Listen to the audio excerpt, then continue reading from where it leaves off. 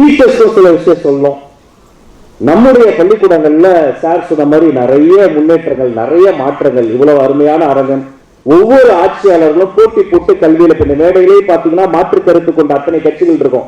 பொது உடைமை தோழர் இருக்காங்க, திராவிட சிந்தனையாளர் இருக்காங்க, வெற்றி கழகத்துல நான் வந்திருக்கிறேன். எங்களுக்கு அரசியல்ல போட்டி இருக்கலாம், ஆனா பசங்களுடைய கல்வியில வந்துச்சுன்னா எல்லாரும் ஒன்னாதான் நிற்போம். உங்களுடைய கல்விக்காக ஒற்றுமையா நிற்போம், உங்களை உயர்த்துவதற்காக போட்டி போட்டு வேலை பார்ப்போம். அல்ல மாற்று கருத்தே கிடையாது. அப்ப நீங்களும் என்ன புரிஞ்சுக்கணும், கல்விதான் அல்டிமேட். எப்படியாவது படிச்சு முடிச்சு உங்களுக்கு ஏதோ ஒண்ணு வராது, அதை விட்டுருங்க. என்ன வரும் யோசிச்சு பாருங்க, அதை கெட்டிமா பிடிச்சுக்கங்க. அன்பிற்குரிய சகோதர துணைநீர் சொல்லிட்டு இருந்தாரு, உங்க தமிழ் நல்லா இருக்கும் ரசிப்பேன்.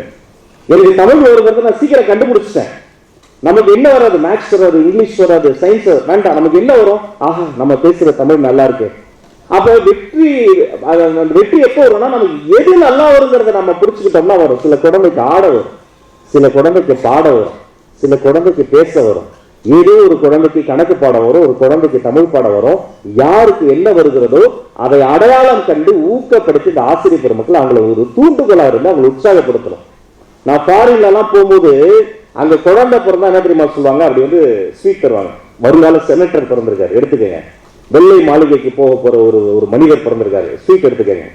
நம்ம ஊரில் யோசிச்சு பாருங்க, எது சொன்னாலும் ஒரு நெகட்டிவா தான் சொல்லுவாங்க தெரியுமா. போன் பண்ணி கூட சொல்லுவாங்க, குழந்தை பிறந்தா எனக்கு ஒரு புள்ள பிறந்திருக்கு, வளர்ந்து என்ன ஆக போறானோ தெரியல. காலையில எழுப்பும் போதே குழந்தை எழுப்பும் போதே செல்லக்குட்டி, ராஜாத்தி, கலெக்டரு, ராஜா, டாக்டரு, ராஜாத்தி எந்திரி தங்கம் அப்படின்னா குழந்தை நல்லா எந்திரிக்கும். எழுப்பும் எரும மாடு மாதிரி தூங்கிட்டுப்பார், கத்தாதீங்க. அன்பிற்குரிய ஆசிரியர் பெருமக்களை உங்க சகோதரன் சொல்றேன், உங்க வகுப்பறையில இது மாதிரி நிறைய மார்க் வாங்கி நல்லா சொல்லிக்கிற ஸ்டூடெண்ட் பார்த்தா உங்களுக்கு தெரியும், என்ன கேள்வி கேட்டாலும் போட்டி போட்டு பதில் சொல்லிடுவாங்க. சில குழந்தை எதுவுமே சொல்லாது, ஸ்லோ லேர்னிங் ஸ்டூடெண்ட் இருப்பாங்க, மெல்ல கற்கும் குழந்தை. இன்னும் சொல்லணும்னா அதன் வேகத்தில் கற்கும் குழந்தை. என்ன கேட்டாலும் பதில் சொல்றது கொஞ்சம் ஸ்லோவா தான் படிக்கும். அந்த குழந்தைய பார்த்தா அது ஒதுக்கிறாங்க, அது வேற யாரும் கிடையாது, நான் தான். அப்படி இருந்து ஒரு குழந்தை தான் இன்னைக்கு ஆசிரியர் பெருமக்கள் கொடுத்த ஊக்கத்தால இந்த மேடையில அமைச்சர் பெருமானாக வந்து நிற்கிறேன். அவங்களை விட்டுறாதீங்க. நல்லா படிக்கிற குழந்தைக்கு போட்டி போட்டு பரிசுகளை அரசாங்கம் கொடுத்துக்கிட்டே இருக்கும். கொஞ்சம் ஸ்லோல சொன்னாங்கன்னா அவங்களையும் இன்க்ளூசிவா வச்சுக்கோங்க. நீங்க சொல்ற ஊக்கமான ஒரு வார்த்தை, பாசிட்டிவான, நீங்க நல்லா படிப்படா, நீ எக்ஸாம் எழுதும்போது கொஞ்சம் கான்சென்ட்ரேட் பண்ணு, சூப்பரா வருமா, ஒன்னும் கவலைப்படாத, நான் பாத்துக்கிறேன், நீ தைரியமா படி, ஒரு ஹாஃப் அன் ஹவர் எக்ஸ்ட்ரா படி, காலையில கொஞ்சம் சீக்கிரம் படி, அப்படி உற்சாகப்படுத்தி பேசுங்க. ஊக்குவித்து ஊக்குவித்து ஊக்குவிப்பவர் சரியாக ஊக்குவிக்கிற பொழுது ஒரு ஊக்குவிக்கிற ஒரு மனிதன் கூட கேட்க வைக்கிற அளவிற்கு மாறுவான்னு அப்துல் கதர் ஐயா சொல்வாரு. இங்க ஊக்கம் தாங்க வேணும். இந்த மனித உடல் இருக்கு பாருங்க, இதை நான்கா பிரித்தால் கடைசியில் வர கால் பகுதி, அதனால அதுக்கு பேர் கால். பூமியை சாய்கிற போது முட்டும் இடம் முட்டி, கால் பகுதியை முட்டியும் உடலோடு தொட்டு கொண்டு இருக்கும் இடம் தொடை. உடலை ரெண்டா பிரிச்சா இடையில் வரும் பகுதி இடை. கொஞ்ச நேரம் தான் இருக்கணும், கொஞ்சமா தான் சாப்பிடணும். வயிறு இதமான நினைவுகள் இருப்பதால் அதன் பேர் இதயம். சொல்லும் போது இதமா இருக்கும். மொத்த உடலுக்கு ஒரு தலைவர் இருக்கணும், அவர் வேலை செய்யக்கூடாது, வேலை வாங்கணும். அந்த கட்டளை எடுக்கிற தலைவரின் பேர் தலை. தலையால ஒரு வேலையை நம்ம செய்ய முடியாது, ஆனா தலையிலனா எந்த வேலையுமே செய்ய முடியாது. இந்த தலைவனையும் உடலையும் எடுத்து வைத்திருக்கிற இடத்துக்கு பேர் கழுத்து. தலைக்கு மேல ஒண்ணுமில்ல முடிச்சுக்கிறனால அதுக்கு பேர் முடி.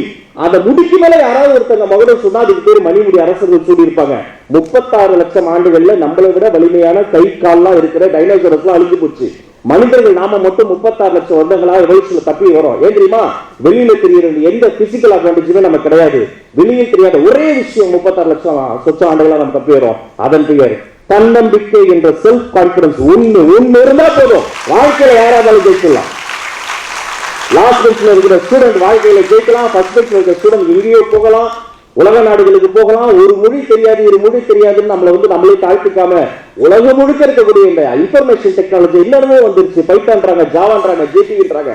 1 மாசம் 2 மாசத்துல இந்த கோடிங்கெல்லாம் கற்றறிந்து எத்தனையோ குழந்தை இங்கே போய் பாருங்க. எந்த சர்வதேச பன்னாட்டு நிறுவனத்துல போய் பாத்தீங்கன்னா அந்த பன்னாட்டு நிறுவனத்துல முக்கியமான ஒரு அதிகாரி யாருன்னு பாத்தீங்கன்னா நீங்க நம்முடைய தமிழ்நாட்டில் ஒரு சாதாரண அரசு பள்ளியில படித்த ஒரு மாணவி நீங்க பன்னாட்டு நிறுவனத்தினுடைய மிகப்பெரிய உயரதிகளா இருப்பாங்க. நீங்க அப்படி மாறணும். எல்லா பக்கமும் போகணும், சிறகடிச்சு போகணும், டிக்கெட்டு திசையிட்டு போகணும். பல உலக நாடுகளுக்கு போய் வேலை செய்யணும், கல்வி கற்கணும். அங்க இருக்கக்கூடிய கலை செல்வங்கள் யாவையும் கொணர்ந்து இங்க வந்து சேர்க்கணும். இன்னும் பல உயரங்களுக்கு நீங்க செல்லணும்.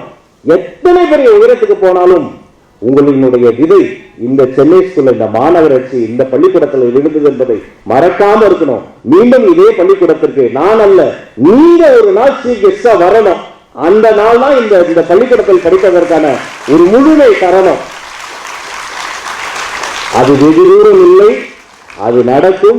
நல்ல அதிகாரிகளுக்கும், ஆற்றல் மிக்க அரசியல் தலைவர்களுக்கும், ஆசிரியர் பெருமக்களுக்கும், உங்களை போற்றி புகழ்ந்து புகழனாயுதம் அடைய காத்திருக்கிற பெற்றோர் பெருமக்களுக்கும், ஒரு தாய்மொழி போல தாங்க காத்திருக்கக்கூடிய மாண்புமிகு தமிழ்நாடு முதலமைச்சர் அண்ணன் சி. ஜோசப் விஜய் அவர்களுக்கும்